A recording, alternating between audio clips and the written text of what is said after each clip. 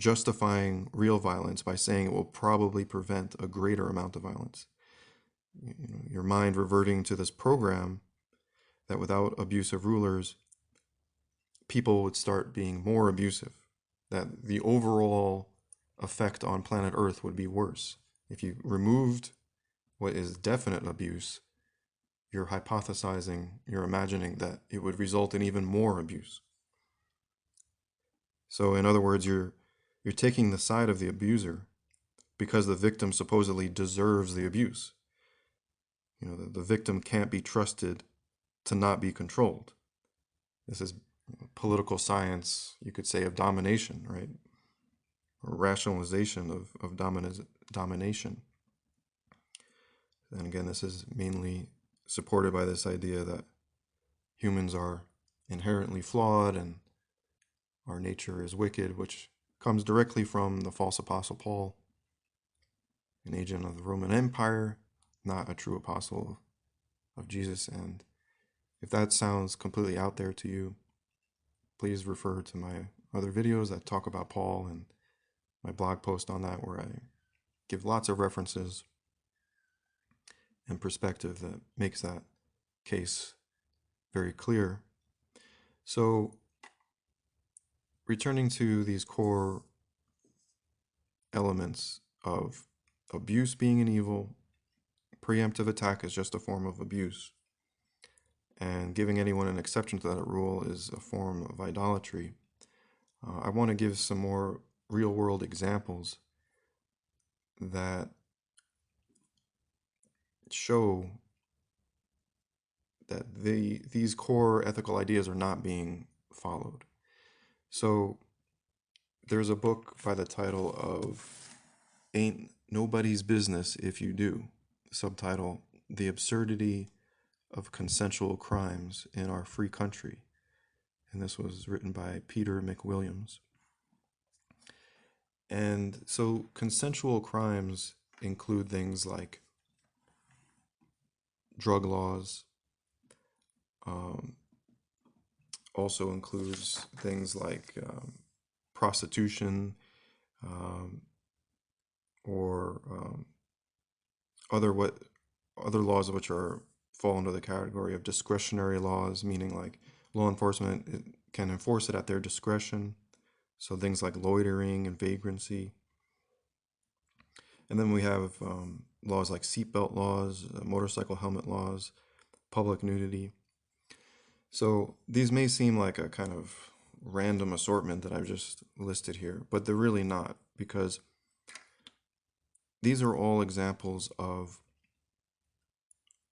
laws wherein it's supposedly justifiable to abuse a person who hasn't actually abused anyone else, right? So I know drug laws have been changing, but there are still people in prison who have been in prison for many years and, of course, suffering that whole time, who didn't actually abuse anyone else. They simply either were in the possession of a drug or they were selling that drug to someone else. And you could, of course, argue, well, these drugs are harmful, and, if they're selling drugs, that, that is doing a harm to society. And I'm certainly not promoting drug use. I actually think it's good to be completely drug-free. But the point here is that if you look at this on a real fundamental level, you're telling people what they can ingest, what they can put in their body, and what they can sell to someone else that wants it, who wants to put it in their body, kind of thing. So again, the way to clarify whether something is abusive or not, I find really helpful, is to just imagine two neighbors interacting with each other. Now, could I go up to my neighbor and, start looking through their medicine cabinet and through the refrigerator and whatnot, and start picking and choosing what things I felt is acceptable for them to ingest and what things aren't? No, right? Most people would say, no, you don't have the right to invade their privacy, right? Invasion of privacy being an act of aggression right off the bat. And then on top of that, adding in bodily control and um, basically taking the role of master and them as my slave, right? The problem with this is that I'm taking a role of like a superior master, and and I'm putting them in a position of an inferior slave, and I'm exercising a special right to abuse because controlling someone's body against their will is a form of abuse. I'm exercising this special right, which I don't actually have. And so that's why most people would recognize, no, it's not legit. You can't do that. And if someone were to actually try and do this, it would actually be considered criminal, right? Like, so that neighbor could call the police and say, hey, this guy is, rummaging through my things and telling me what I can and can't eat. They'd be like, okay, he sounds crazy. We'll be right over, right? So even amongst government officials, this is recognized as not legit. So it doesn't suddenly become legitimate just because it's a certain other substance that you put on a bad list. Like, oh, well, this is really bad. This plant in particular is so bad, or, we now have the right to abuse you if you are in possession of it, or, want to ingest it, or want to give it to someone else or sell it to someone else. Again, I am not condoning drug use, but you have to look at the negative side of allowing consensual crimes, right? Like, the drug war has been extremely devastating to millions and millions of people. If you're totally unaware of like the negative side of the war on drugs, I just start researching it, because you're going to find basically an endless amount of evidence. But it's not a matter of proving the case via evidence. I can prove that it's wrong based on this fundamental ethic of abuse being an evil, and no one having abused someone else, and controlling someone's body against their will when they're not actually harming anyone else is a form of abuse.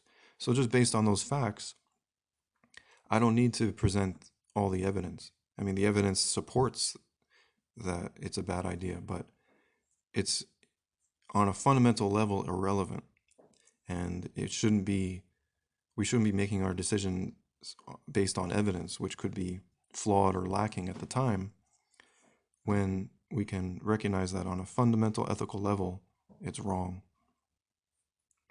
So other examples of consensual crimes are things like loitering, or vagrancy, or public drunkenness. So there's examples of people that they're not actually harming anyone, but because it's considered, it's labeled a public nuisance, or vague kind of labels like that, it's then supposedly justified to abuse that person by arresting them, putting them in jail, and then charging them fines, etc. Right? Those are all forms of abuse, right? And again, if somehow you're having trouble recognizing that's a form of abuse, just think again: could you do that to your neighbor? Imagine your neighbors, having a party in their backyard, and they're drinking and drunk or whatever. And you might say, oh, well, that's private property, it's different. Okay, so imagine your neighbor's just walking down the street, walking home from the bar. They're in public place, and they're obviously drunk. I don't have the right to go up to my neighbor, and be like, hey, Joe, you're really drunk. This is a public display of drunkenness. You're being a public nuisance, and you're just loitering around. I think this is vagrancy, or whatever labels I throw on it. So I'm gonna throw some handcuffs or tie up your hands, and I'm gonna throw you in a cage I got in the basement. People be like, no, of course you don't have the right to do that. That's true, I don't, and neither does anybody else. You see, it's like, it's not complicated, but yet it just, pointing out basic ethics can seem almost like profound when you're caught up in this indoctrination that gives special rights to people and, basically idolizes them. So if you're stuck in idolatry, pointing out basic ethics can seem like kind of amazing, like, whoa, I've never thought of it that way. But really all I'm saying is a basic ethic that you already probably have yourself. Again, you can access your basic conscience by just forgetting about these supposed, you know, um, exceptional groups of people that have special rights. Just forget about them for a moment and just think about you and your neighbor, and whether it be acceptable for him or her to do this to you or for you to do it to them. And that cuts right through all of the indoctrination and programming and reveals the truth that we all inherently have in our conscience, that yes, abuse is wrong. It's not justifiable. Right? Jesus taught us that the most important thing to do is love God, love others, and love ourselves, right? The opposite of love is abuse. So his whole, he said the whole core ethic is anti-abuse in a comprehensive way, right? Don't be abusive towards God, be loving towards God. Don't be abusive towards yourself, be loving towards yourself. Don't be abusive towards others, be loving towards them, right? That's logically, you know, it's a logical conclusion that you would have to come to, because abuse is the opposite of love. So if someone is commanding you to love, they're simultaneously commanding you not to abuse, right? So all of this just really comes back to abuse not being legitimate in any circumstance by any person. So, all of these forms of preemptive attack, which are forms of abuse, can be rejected based on that fundamental ethic. So, controversial issues like gun control, really, that are considered as complicated, really are, it's not a complicated issue at all, right? Like my neighbor shooting his gun right now, I don't have the right to go over there and be like, hey, I didn't know you have a gun. That makes me feel kind of scared. I think I'm going to confiscate that. I don't have the right to do that. Why not? Because stripping someone of their property, first of all, is abusive, right? And secondly, additionally, when that property is something that they use to defend themselves and their family, that's even more abusive, because I'm putting them in a defenseless position, right? I'm undermining their safety. So going after someone and claiming that you have the right to take a weapon away from them is a form of abuse. And so therefore it's not legitimate. Period. That ends the whole gun control debate. If someone isn't actually harming someone with a weapon, you don't have a right to take it away from them. That's it. The end of story. I mean, all these, people going on about, well, what about this magazine capacity, or what about this type of gun, or well, that's a weapon of war, no one has a right, you shouldn't have a weapon of war. It's like, who are you, first of all, to say that someone does or does not need something for their defense? Like, you can think it's kind of ridiculous all you want. It doesn't matter. You're not their master, they're not your slave. If my neighbor had a tank in his backyard, well, I might think it's kind of odd, like, what the hell is he going to do with this tank? But I don't actually have a right to, like, steal his tank from him or arrest him for having a tank. You know what I'm saying? He hasn't actually hurt anyone. Just having a weapon doesn't equate to abuse. But taking that weapon away from someone who hasn't actually hurt someone is abuse, right? So again, this is so simple. Like, if you just follow the non-abuse principle, it clarifies what's acceptable and what's not. All these supposedly controversial issues really are not hard to see through to a concrete, solid conclusion. No gray area, very black and white. If you follow the non-abuse principle, all of these issues are very black and white. It's like, this is the truth now. It'll be the truth tomorrow, and it'll be the truth forever. It's just something we can base our whole society on um, forever. And again, this is what Jesus taught, to love our neighbor, right? And if you're abusing your neighbor, you're not loving them. It's that simple. So other um, supposed crimes, like um, seatbelt laws or motorcycle helmet laws. Again, I don't have the right, if my neighbor wants to ride his motorcycle with or without a helmet, that's, like the title of this book, it ain't nobody's business if you do. It's not my business. It's his body. He's not harming anyone by not wearing a helmet. He may, if he falls, he may kill himself. Okay, but that's his choice. He owns his body. He controls his life. I'm not his master. And if I start acting like his master and I start treating him like my slave, that's abusive. Therefore, it's not okay.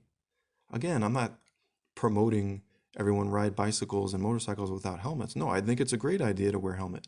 But I don't think it's a good idea to force anyone to do it, because that's abusive, right? So, again, I don't think it's makes much sense for everyone to have a tank, really, but again, that's your business, that's your choice. You haven't actually harmed anyone else, so if that's what you want to do, then okay, Um, same with seatbelt laws. The idea that you can be arrested and imprisoned, you can be abused for not putting a seatbelt on is ridiculous. You're not harming anyone else. They're treating you like livestock again. They're treating you like a slave, telling you what you need to do. And again, this is a true slippery slope. It starts there, and then before you know it, there's more and more preventative attacks that you have to accept, like medical mandates, right? Oh, you need to wear this mask, and now you need, supposedly need to have a vaccine just to travel or do basic commerce. It's all illegitimate. It's all abusive. It doesn't, if your mind keeps going back to, well, but it might save lives, you're missing the point. You're totally missing the point.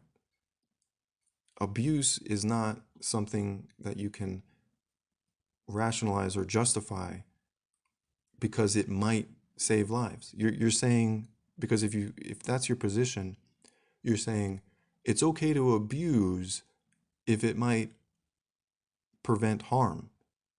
So really think about that for a second. You're saying definite abuse is acceptable to prevent possible harm.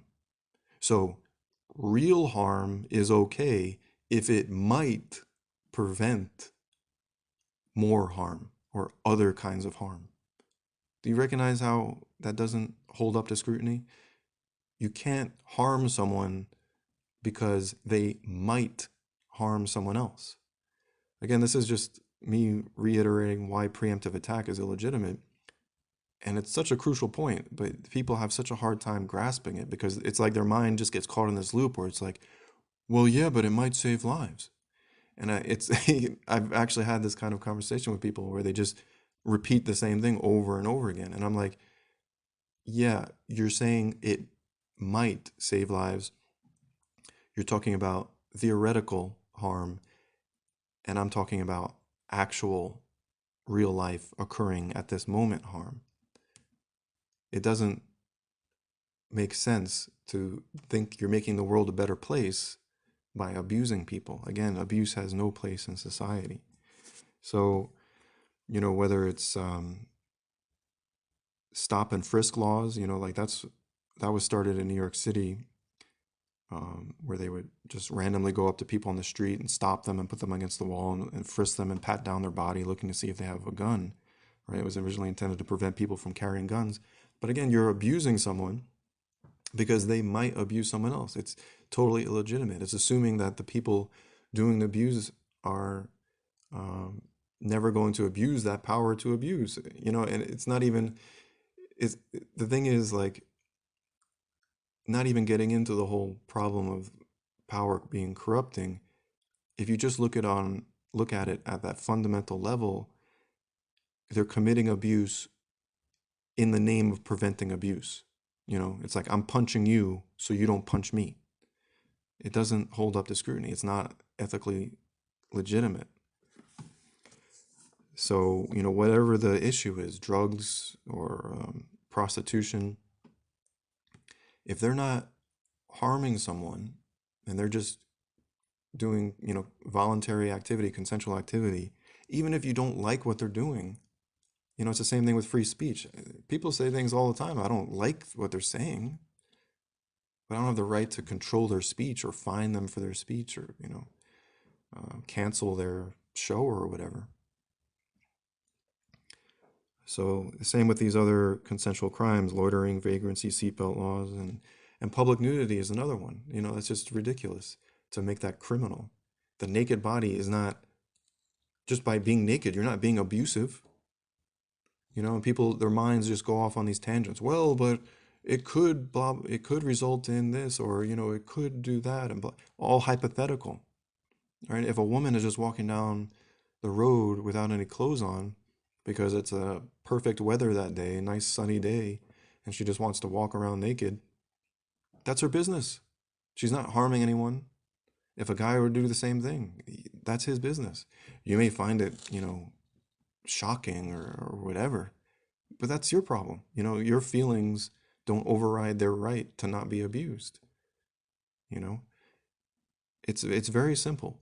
The way to get society on the right track is just to simply follow the non-abuse principle and to recognize that controlling people's bodies against their will is a form of abuse. And, I don't even see how that's controversial. Again, if you were just think about it on the neighbor to neighbor level, if your neighbor were to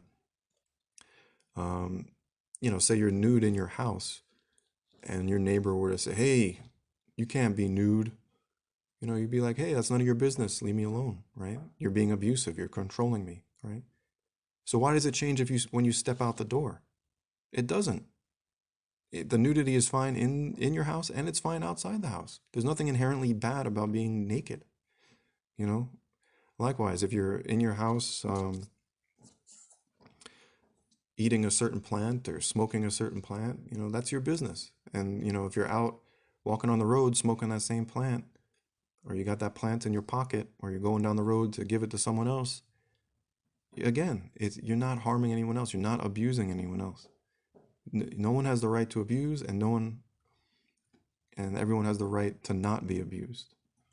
So if you just follow that ethic, all of these so-called controversial issues become not, there's no controversy anymore. You can come to a clear conclusion. Again, it's black and white. So I think I covered all of the issues I wanted to bring to light in this context of the non-abuse principle: gun control, medical mandates, drug laws, being searched, someone searching your body or vehicle or home just because they suspect you as doing something wrong. That's totally not legitimate. It's abusive, and it's assuming that the people doing the searching are angelic. It is irrational. Censorship, again. Even other issues like what's labeled as pornography. Peter McWilliams talks about in this book. Again, the problem there being likewise with censorship. Who decides what's labeled pornographic, right? And what if they decide, a limit that's irrational or for their own interest, right? So unless someone's actually being abusive, you can't control them and treat them like your slave.